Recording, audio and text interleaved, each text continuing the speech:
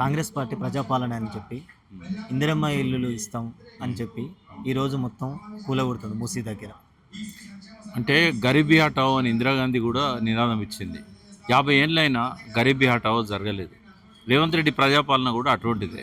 ఆయనే కొత్తగా ఏం చేయాల్సిన అవసరం లేదు. ఎలక్షన్లో ఇచ్చిన హామీలు నెరవేరిస్తే చాలు.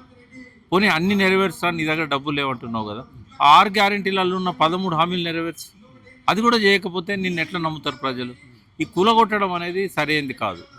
ఇప్పుడు వాస్తవంగా ఈ హైడ్రా ద్వారా ఇల్లు కూలగొట్టబడ్డ వాళ్లకు ఎవరైనా న్యాయ సహాయం అందించి కోర్టులలో కేసులు వేసినట్టయితే 1,00,000 కోట్లకు పైన నష్టపరిహారం రేవంత్ రెడ్డి సర్కారు ఇవ్వాల్సి వస్తుంది.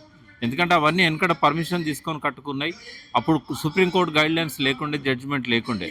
ఏ చెరువు అయినా ప్రైవేట్ పట్టా అయితే ఇల్లు కట్టుకోవచ్చు అనేది ఉండేది. అప్పుడు 2001లో సుప్రీంకోర్టు జడ్జిమెంట్ వచ్చింది. నీళ్ళు ఉన్నది ప్రైవేట్ భూమి అయితే కనుక నీళ్ళ కోసం వదిలేయాల్సిందే, నీళ్ళు లేనప్పుడు వ్యవసాయం చేసుకోవాలి తప్ప కాంక్రీటైజ్ చేయకూడదని. పోనీ 2001 నుంచి వచ్చినాయి కూలగొట్టినా కూడా ఆ పట్టా భూములు, అవి గవర్నమెంట్ భూములు ఎట్లయితాయి? ఇప్పుడు ఈయన కూలగొట్టిన హైడ్రా భూములన్నీ కూడా చాలా వరకు పట్టా భూములు. రైట్స్ ఎవరికి వస్తాయి? పట్టేదారికి వస్తాయి. కాబట్టి ఇష్టం వచ్చినట్టు నువ్వు తీసుకోవడం లేదు, కూలగొట్టడం అనేది తప్పది. కాబట్టి ఈ కూలగొట్టడం అనేది కరెక్ట్ కాదు. మేస్త్రి అనేవాడు కడతాడు తప్ప కూలగొట్టాడు. కాబట్టి ఎక్కడో 100 ఇళ్ళకు ఒకటి రోడ్డు కడ్డంగా ఉంటే ప్రభుత్వం కూలగొడుతుంది, కానీ మేస్త్రీలు కూలగొట్టారు. కాబట్టి రేవంత్ రెడ్డి అర్థం చేసుకోవాలి, ప్రజా వ్యతిరేకమైన విధానాలు చేస్తూ దాన్ని ప్రజాపాలన అంటే కరెక్ట్ కాదు. ఇది ప్రజా వ్యతిరేక పాలన. మేము ఇంకా నెక్స్ట్ కూడా ఇంకా 10 ఏళ్ళు నేనే సీఎం అని అంటున్నాడు. అది డిసైడ్ చేయాల్సింది ప్రజలు కదా. ఇప్పుడు రీసెంట్గా ఖమ్మంలో కూడా కూల్చారు సార్. దీని మీద మీ అభిప్రాయం? అంటే కూల్చడం ఒక తప్పు అయితే కూల్చిన భూముల మీద మళ్ళీ వాళ్ళకే పట్టాలు ఇవ్వడం అనేది అది ఎటువంటి విషయం అంటే అది ఎట్లా న్యాయం అవుతుంది వాళ్ళకు?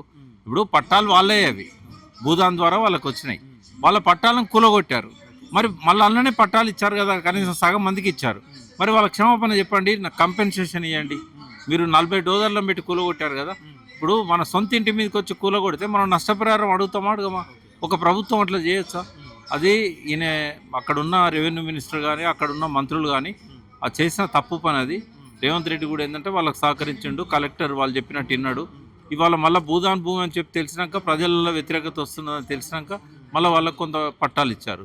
300 కాదు పట్టాలు ఇవ్వాల్సింది, మొత్తం 1900 మందికి పట్టాలున్నాయి. అవి ఓపీడీఆర్ అనే సంస్థ ద్వారా వాళ్ళకి వచ్చినాయి అప్పుడు, భూదాన్ బోర్డు ద్వారా. అవన్నీ కూడా మళ్ళీ వాళ్ళకి పట్టాలు ఇవ్వాలి, కూలగొట్టింది దాన్ని నష్టపరిహారం ఇవ్వాలి, వాళ్ళకి అన్ని రకాల మౌలిక వసతులు కల్పించాలి. ఇప్పుడు కేసీఆర్ ట్యాంక్ బండ్ దగ్గర అంబేద్కర్ విగ్రహం పెట్టిండు. నేను కూడా మా ప్రభుత్వంలో గాంధీ బొమ్మ పెట్టాలని అక్కడ అంటున్నాను. ఇప్పుడు కేసీఆర్ అంబేద్కర్ పెట్టినప్పుడు ఆ జాగ గురించి ఎవరైనా కొట్లాడిల్లా? ఏమన్నా ప్రతిఘటన వచ్చిందా? పోనీ ఆయన నది ఒడ్డున కట్టిండా? హుస్సేన్ సాగర్ ఒడ్డున ఆల్రెడీ ఉన్న ఖాళీ స్థలంలో కట్టాడు. ఎవరొద్దన్నారు ఇప్పుడు ఆయనను? పరేడ్ గ్రౌండ్లో కట్టుకోమనండి. ఎన్నో మున్సిపల్ స్థలాలు ఉన్నాయి, ఎన్నో గవర్నమెంట్ స్థలాలు ఉన్నాయి. ఎర్రగడ్డల గవర్నమెంట్ స్థలం ఉంది. ఎక్కడన్నా అటువంటి కాడ కట్టుకోవాలి, కానీ నదిలో ఎట్లా కడతాడు? నదిలో కడితే ట్రిబ్యునల్ ముందు పోనిస్తుందా? నది గురించి తెలియదు, పర్యావరణ గురించి తెలియదు, ప్రజల గురించి తెలియదు. అన్ఫార్చునేట్లీ ఆయన మనకు ముఖ్యమంత్రి అయింది కాబట్టి మనం గౌరవించాల్సి వస్తుంది. ఇంకో 2.5 ఏళ్ళు ఆయనే ఉంటే కనుక ఈ రాష్ట్రం 50 ఏళ్ళు వెనక్కి పోతుంది. సమైక్య రాష్ట్రంలో జరిగిన విధ్వంసం కంటే కూడా రేవంత్ రెడ్డి ప్రభుత్వంలో జరిగే విధ్వంసం 10 రెట్లు ఎక్కువ. వచ్చే ఎలక్షన్లో మళ్ళీ టీఆర్ఎస్ వచ్చే అవకాశాలు ఉన్నాయి ఏమైనా? నాకున్న అంచనా ప్రకారం ఏంటంటే టీఆర్ఎస్ను కాదని గెలిచే వ్యక్తులు ఒక హైదరాబాద్ సిటీలో 7 మజ్లిస్ వాళ్ళు తప్ప ఎక్కడ ఒక్క సీటు కూడా వేరే పార్టీ గెలిచే పరిస్థితి ఉండదు. చాలా ఉప్పెనలాగా వస్తుంది. అది టీఆర్ఎస్ అనేది మామూలుగా రాదు. కేసీఆర్ గారు ఎలక్షన్ల దాకా అసెంబ్లీకి రాకున్నా, ప్రజల మధ్యకు రాకున్నా ఒక ఉప్పెనలాగా, ఎందుకంటే ప్రజలు రియలైజ్ అవుతున్నారు, జరిగిన నష్టం గ్రహించి అర్థం చేసుకున్నారు, మళ్ళీ పొరపాటు చేయరని నా నమ్మకం. Thank you. ఇలాంటి మరిన్ని వీడియోల కోసం మా యూట్యూబ్ ఛానల్ను లైక్ చేసి సబ్స్క్రైబ్ చేసుకోండి.